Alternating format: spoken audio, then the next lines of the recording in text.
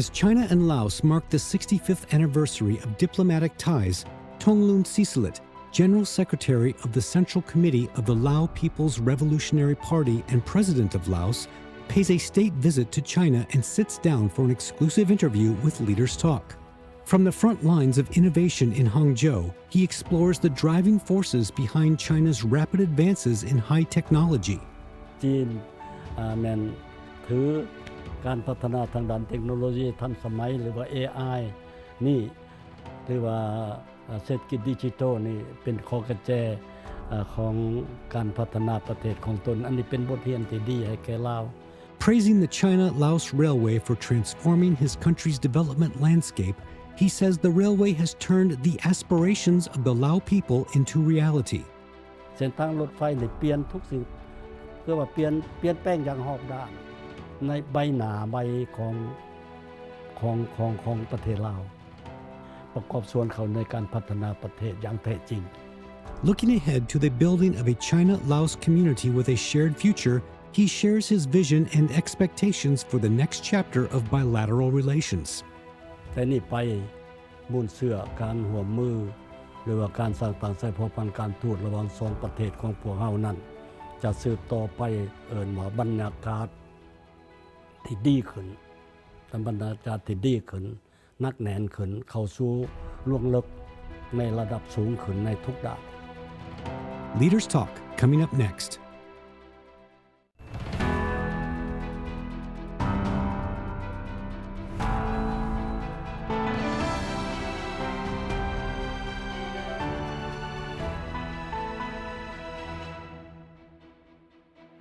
Hello and welcome to Leaders Talk, where we meet leaders, thinkers, and trailblazers. I'm So Yun. Our guest today is Thongloun Sisoulith, General Secretary of the Central Committee of Lao People's Revolutionary Party and President of Laos, who is currently paying a state visit to China. This year marks the 65th anniversary of diplomatic relations between China and Laos, as well as the China-Laos Friendship Year. So how does President Thongloun assess the achievements the two countries have made in the past over 6 decades? Building on the foundation of being connected by mountains and rivers, what is his vision for further enhancing infrastructure connectivity and fostering closer people-to-people bonds? And how does President Thongloun envision charting an even broader blueprint for bilateral cooperation? Join us as we explore these questions and more in today's conversation. 同仁主席您好，很高兴再次见到您，也非常荣幸在将近4年之后，您再次接受中央广播电视总台高端访谈的专访。我记得在上一次采访的时候您告诉我最喜欢吃中国的饺子，那这一次您在中国吃到了吗？เจ้ากินแล้วขอบใจหลายๆที่สัมภาษณ์ข้าพเจ้ายินดีจะตอบคำสัมภาษณ์我们知道今年是中老建交65周年，也是中老友好年。您期待通过这次访华为两国关系未来的发展注入哪些新的活力呢？ การสร้างต่างสายพันธุ์การทูตครบ65ปีนี้ก็พอดีปีนี้พวกเฮาได้ประกาศเป็นปีมิตรภาพระหว่างลาวจีนลาวภายหลังที่สถาปนาสปป.ลาวมาถึงปัจจุบันนี้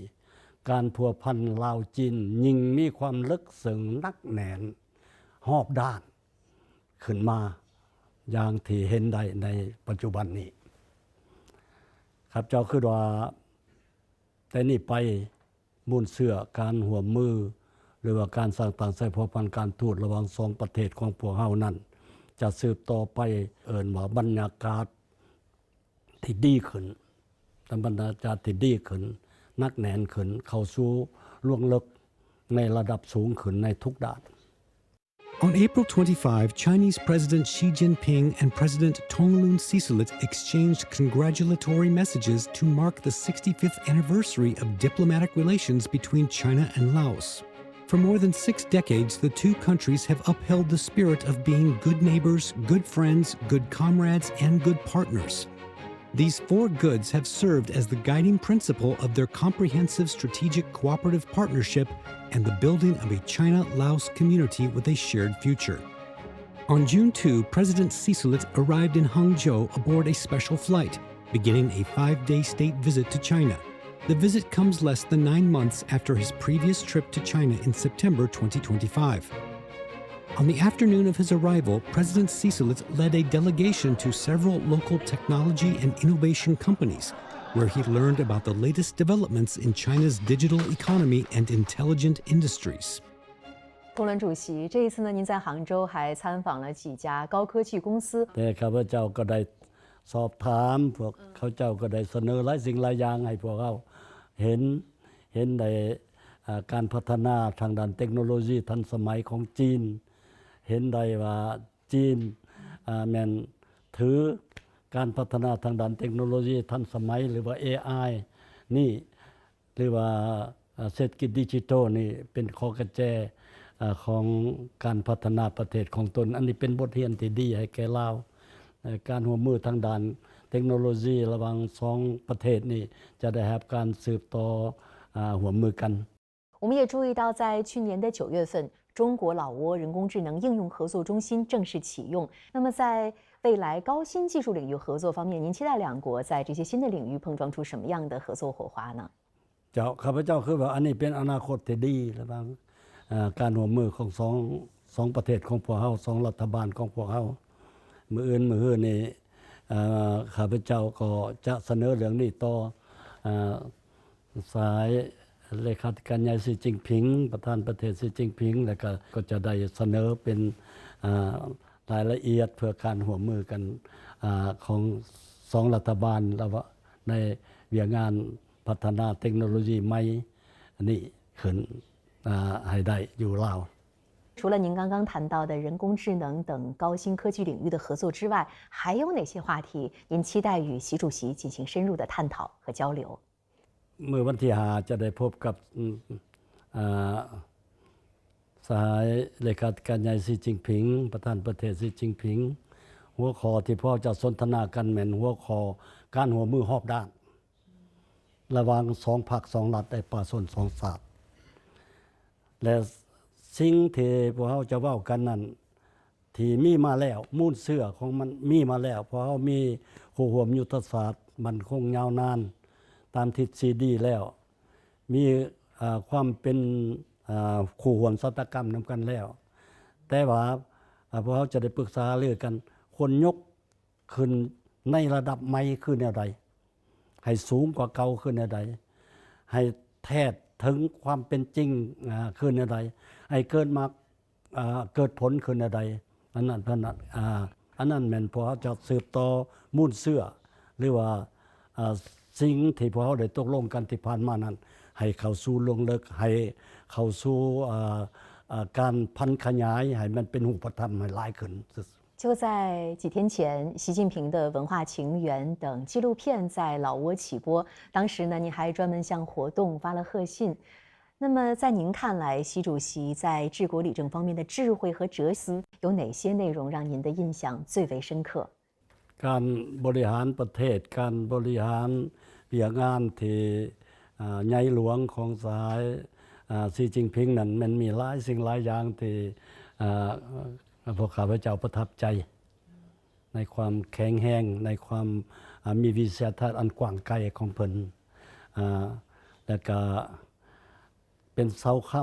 ำให้แก่สันติภาพและความมั่นคงของโลกที่ความวุ่นวายอยู่ปัจจุบันนี้อันนี้สำคัญหลายพร้อมเดียวกันนั้นข้าพเจ้าได้อ่านได้ศึกษาความเอาใจใส่หรือว่าความสติปัญญาในทางด้านวัฒนธรรมของสายเลขาธิการใหญ่สีจิ้งผิงนี่ข้าพเจ้าประทับใจหลายจึงได้สงสารอวยพรมาถึงเพิ่นว่าการที่เพิ่นมีวิสัยทัศน์กับจิตใจของเพิ่นมีความเอาใจใส่อย่างเสมอต้นเสมอปลายทางด้านรักษามูลมรดกวัฒนธรรมของประเทศจีนของชนชาติจีนนั้นเป็นสิ่งที่หายากอวยพรให้เพิ่นสืบต่อเวียงานอันใหญ่หลวงและสำคัญนี้สืบต่อไปเพื่อประมวลมูลมรดกไว้ให้ประชาชนจีนในรุ่นนี้กับรุ่นต่อๆไปในอนาคต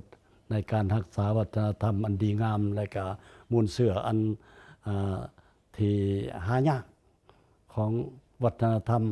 ศิลปะวัฒนธรรมของประเทศจีนของประชาชน您曾经读过跟习主席相关的书著作，比如说习近平谈治国理政，您有读过吗？อันนา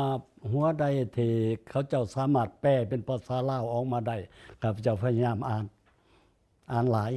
อ่านแต่เป็นภาษาลาวแต่ว่าเป็นภาษาลาวก็หลายแล้วหลายหัวหลายนิพนธ์ที่เพิ่นเขียนออกมาแล้วประทับใจหลายแล้วก็เรียนรู้ได้การบริหารประเทศของเพิ่นได้หลายสิ่งหลายอย่าง在您的眼中习主席是一位什么样的领导人呢？และเป็นคนที่ให้คนประทับใจในการบริหารประเทศเป็นคนที่เข้มแข็งและมีวิสัยทัศน์ที่กว้างไกลและเป็นคนโอบเอื้ออารีและก็มีความรับผิดชอบต่อบ่เฉพาะแต่ประชาชนจีน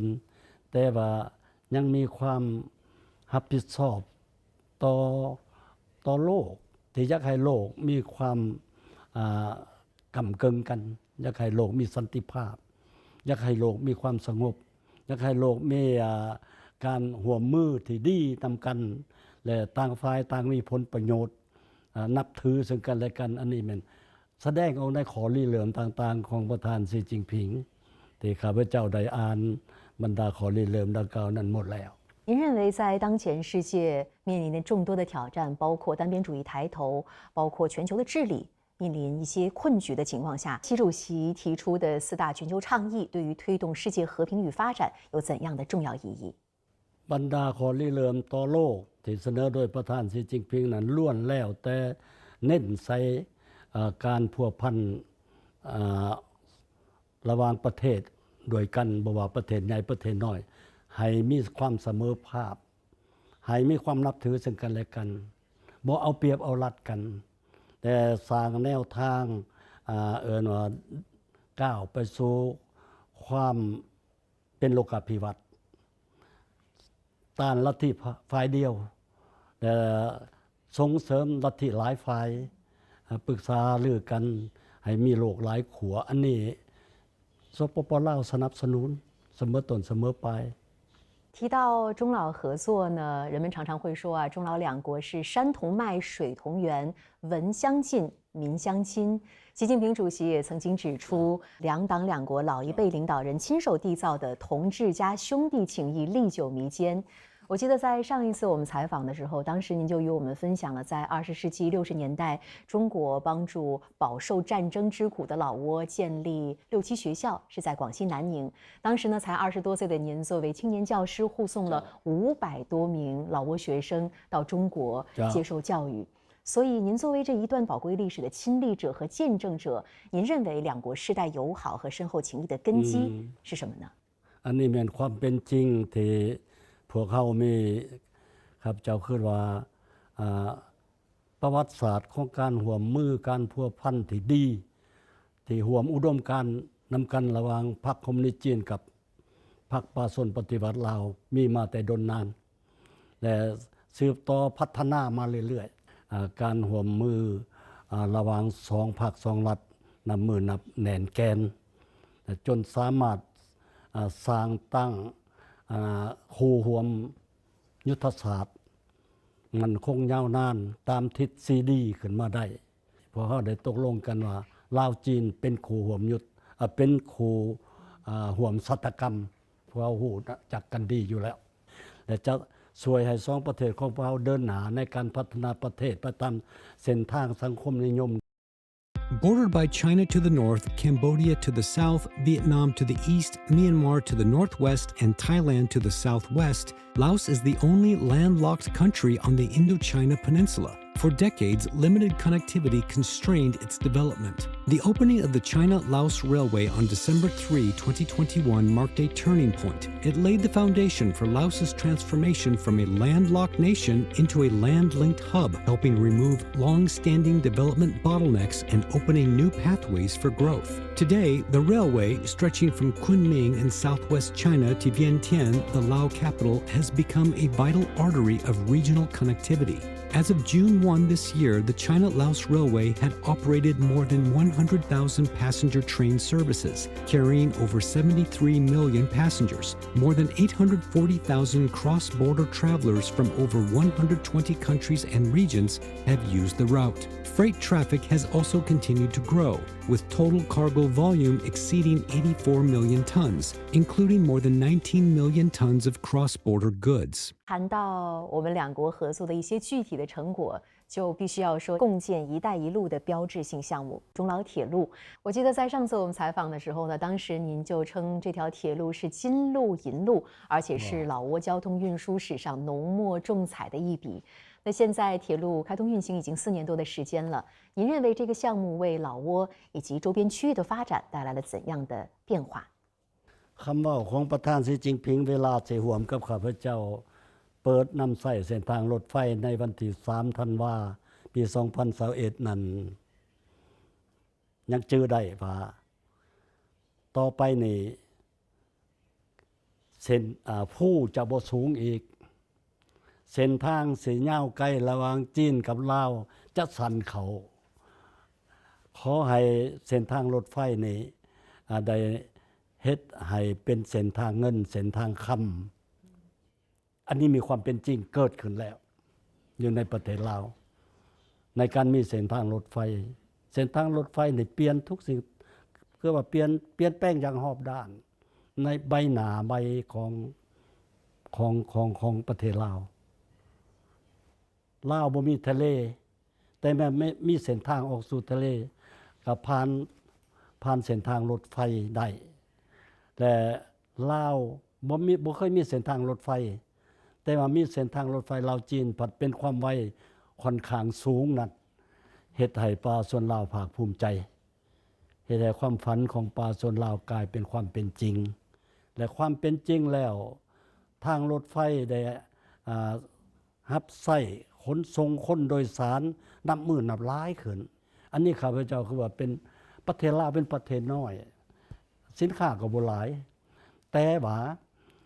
ได้มีโอกาสได้ส่งสินค้ามาสู่ประเทศจีนได้ส่งไปประเทศอื่นๆอีกแล้วก็เฮ็ดให้นักท่องเที่ยวคนอยากไปนั่งรถไฟอยู่ลาวนับหมื่นนับล้านขึ้นอันนี้คิดว่ารถไฟได้เปลี่ยนใบหน้าของประเทศลาวไปในทางที่ดีขึ้นหลายประกอบส่วนเขาในการพัฒนาประเทศอย่างแท้จริง我记得上一次在采访您过后呢，我们还专门去到中老铁路上进行了拍摄和采访，那个场景到现在都非常的让我记忆犹新，因为很打动我。เวลาไปสัมภาษณ์เขารู้สึกแนวใดอันนี้อยากถามเพราะว่าบ่ได้สัมภาษณ์เองดิมันมีคำตอบให้ครับเจ้าบ่我记得在火车上，当时我们不光看到了很多老挝的人民，还有很多泰国的游客，他们真的就想专门看一看这条铁路是什么样的。有很多老挝人，他们说之前是没有见过铁路的，只在电视上看到过。有很多经商的人，他们之前去琅布拉邦的时候觉得非常头疼，因为至少要花1天以上的时间，现在只是几个小时。然后很多人觉得哇，我们现在有铁路，它变成我们生活的一个部分，他觉得是把梦想照进现实。คันมีเวลาไปอีกไปสัมภาษณ์อยู่ในเส้นทางอยู่ในรถไฟอีก那现在4年多的时间过去了，您认为还有哪些方面可以进一步的提升和优化，更好的激发铁路协同效应？แต่ว่าเดี๋ยวนี้นี่ก็ยังมีความจำเป็นก็ต้องได้ปรับปรุง1ในแม่นการบริการผ่านประตูเดียวกำลังเฮ็ดอยู่เดี๋ยวนี้2รัฐบาลกำลังปรึกษาหรือและกำลังออกแบบการเฮ็ดมาการบริการผ่านประตูเดียว2มาก็ต้องสร้างความว่องไวทันสมัยขึ้นตื่มในการบริการให้ว่องไวทันสมัยขึ้นตื่มโชคดีที่พบปะกับสหายสีจิ้งผิงปี2017นั่นข้าพเจ้าได้เสนอให้เพิ่นว่าขอให้จีนสวยสร้างโรงเรียน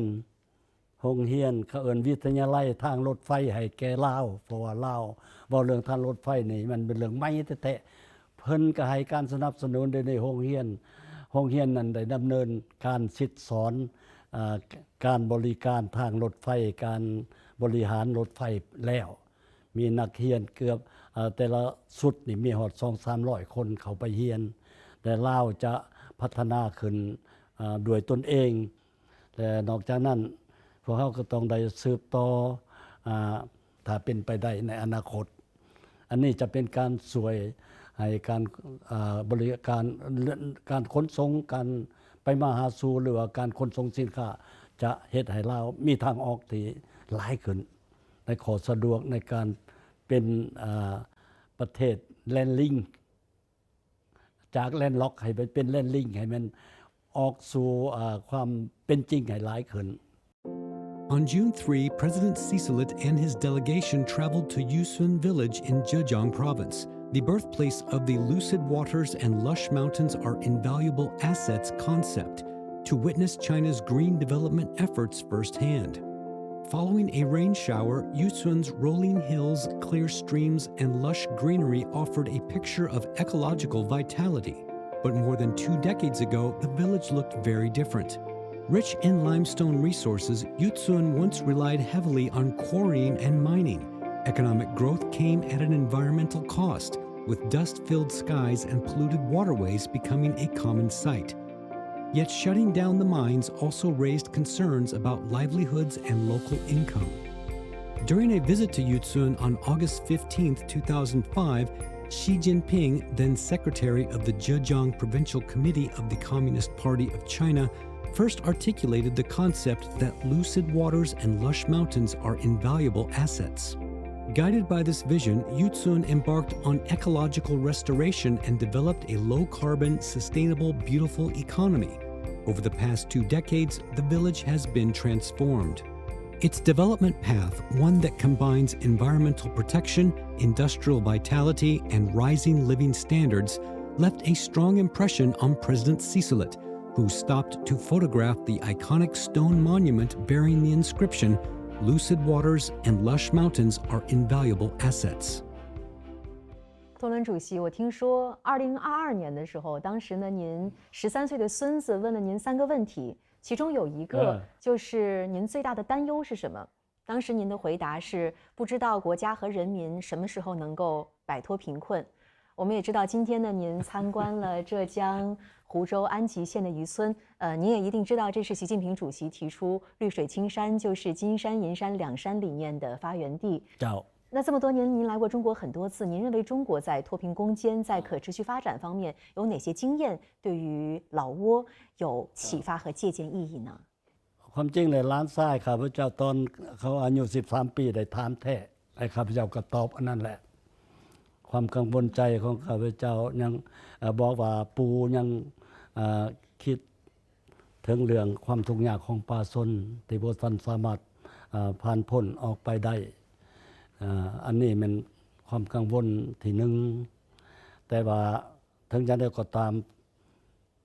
เดี๋ยวนี้ขบวนการลบล้างความทุกข์ยากของประชาชนนั้นได้เอาเข้าสู่นโยบายของพรรคได้รัฐเป็นวาระแห่งชาติที่ก่อนข้าพเจ้ามานี่กองประชุมศูนย์กลางได้ตกลงให้รัฐบาลเสนอให้สภาแห่งชาติรับรองเอาเป็นวาระแห่งชาติจะดำเนินการอย่างขุนเขียวเอาใจใส่การไปยามเขตที่สายสีจิ้งผิงเคยสีน้ำให้มีการให้มีขบวนการลบล้างความทุกข์ยากที่สายสีจิ้งผิงไปสีน้ำข้าพเจ้าก็ถอดบทเรียนได้ว่าการวางนโยบายออกง่ายได้แต่ว่านักแน่นให้ประชาชนบ่ให้ประชาชนมี2กังวล2สิ่งกังวลและต้องรับประกัน3ด้านเท่านั้นมี5คำขวัญเท่านั้น2กังวลนี่ว่าบ่ให้กังวลต่อการหนุ่งถือว่าบ่มีเครื่องหนุ่งบ่ให้กังวลต่อว่าบ่มีของกินบ่มีอาหารกิน3ด้านนั้น3รับประกันให้มีเรือนอยู่รับประกันให้มีเงินให้ลูกหลานไปเรียนไปเข้าโรงเรียนและรับประกันให้เวลาเจ็บเป็นมียาปัวสุขภาพเท่านั้นจีนเฮ็ดได้หมดแล้วเพราะเรากำลังปรึกษาเรื่องกันอยู่ลาวจะมูลใช้นโยบายอันนี้แต่กำลังเฮ็ดอยู่กำลังวางนโยบายออกอยู่สิเฮ็ดให้เป็นวาระแห่งชาติ แต่ว่าก็บ่ง่ายปานใดบ่ประเทศจีนมีกำลังแห้งหลายกว่าลาวการลงทุนต่อใช้ในการก่อสร้างพื้นฐานโครงหลังมันต้องใช้เวลามันต้องใช้ทุนหลายเมื่อเป็นนั้นก็ต้องค่อยเป็นค่อยไปแต่ว่ามีกำหนดไว้แล้วว่าฉลอง100 ปีของการสร้างต่างพรรคประชาชนปฏิวัติลาวปี1955จะมีใบหน้าใหม่ประเทศลาวจะมีใบหน้าใหม่เวลานั้นความทุกข์ยากของประชาชนจะได้รับการแก้ไข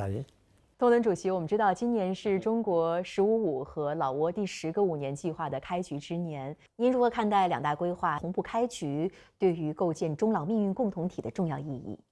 แน่นอนว่าการจัดตั้งปฏิวัติแผนพัฒนาเศรษฐกิจสังคม5 ปีพวกเขาบังเอิญได้ไปเคียงคู่กันในตามเวลาไปเคียงคู่กันเมื่อเป็นนั้นพวกเขาจะได้ปรึกษาหารือประสานงานกันอันใดมีบทเรียนที่ดีของจีนที่สามารถไปนำใช้ได้อยู่ลาวในการพัฒนาประเทศของตัวเองเฮ็ดให้การปฏิบัติแผน5 ปีครั้งที่10ของสปป.ลาวให้ได้รับการจัดตั้งปฏิบัติไปตามขาดหมายที่วางไว้ขาดหมายก็ค่อนข้างสูงแต่ว่าภายในประเทศต้องสุมใส่เฮ็ดเวียกกันอยู่ภายในสร้างเศรษฐกิจเอกราชเป็นเจ้าตนเองเป็นกำลังแห้งแต่ว่าแน่นอนว่าจีนก็ย่ำใดก็สืบต่อสนับสนุนช่วยเหลือพวกเขาอยู่แล้วทางด้านทุนห้อนทางด้านวิชาการทางด้านบทเรียนในการพัฒนาการจัดตั้งขยายแผนพัฒนาเศรษฐกิจสังคมมีบทเรียนหลายกว่าอยู่ลาวอยู่แล้วพวกเขาจะประสานงานกันช่วยเหลือซึ่งกันและกันอันนี้จะเป็นทิศทางต่อไปที่บ่เคยปะปล่อยสายจีนก็ย่ำใดก็เอาใจใส่เป็นห่วงเอาใจใส่ให้ความสำคัญให้ความการสนับสนุนอยู่ตลอดมา东伦主席非常感谢您再次接受我们的专访也非常感谢您与我们分享您的真知灼见。谢谢。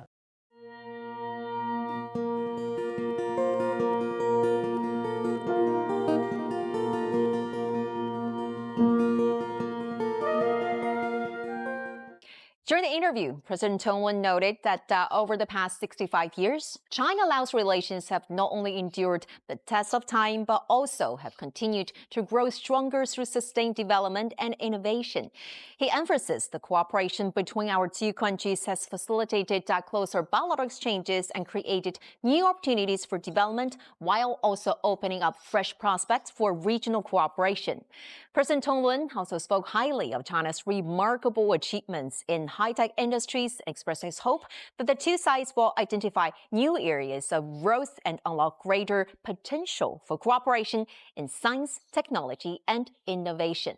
With that, we're going to wrap up this edition of Leaders Talk. I'm So Yun reporting from Hangzhou. Thank you for watching and see you next time.